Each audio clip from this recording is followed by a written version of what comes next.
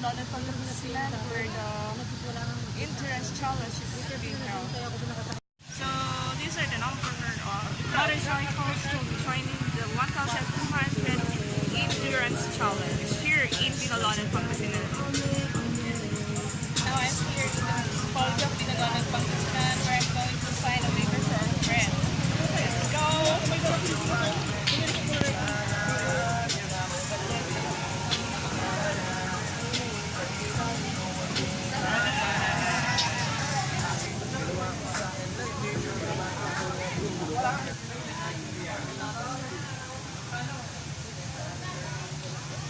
Other side, the back, the back.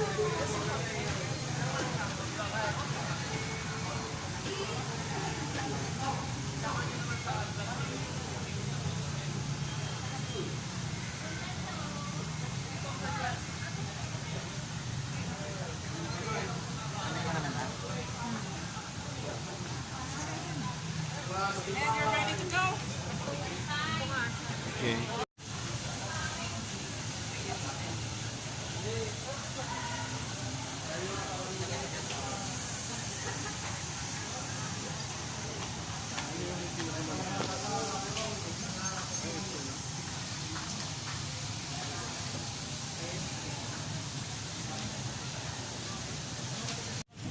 So the next step here is the scrutiny.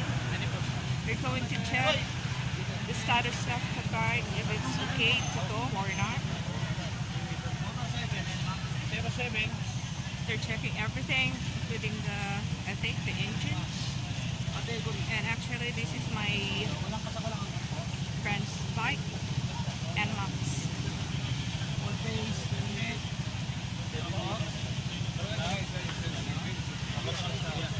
They see to it that everything's complete, including the gear. It should be shod, should be padded. The license, everything.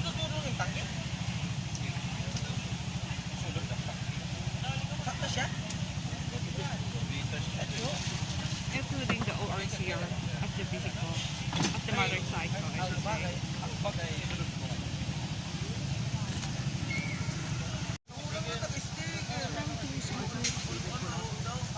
Papatong po ako ha.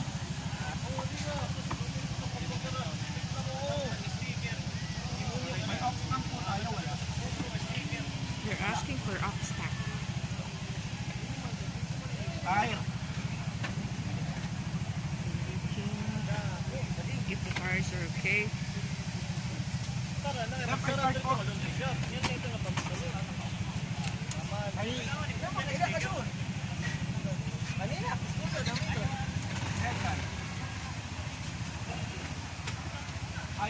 They're checking if the headlights or the headlights okay, high and low. Signal lights. Oil. Okay.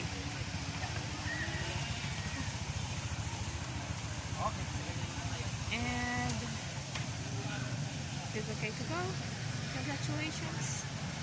So the next stop is to get the pass and to get the kit and take a picture in front.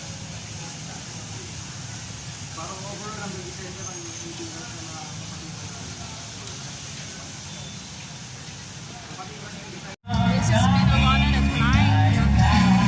There are a lot of people in here.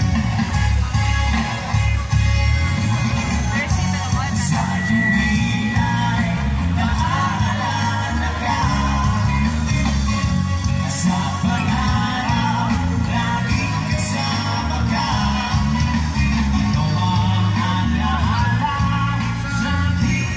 Parang ang dami ng sinalian.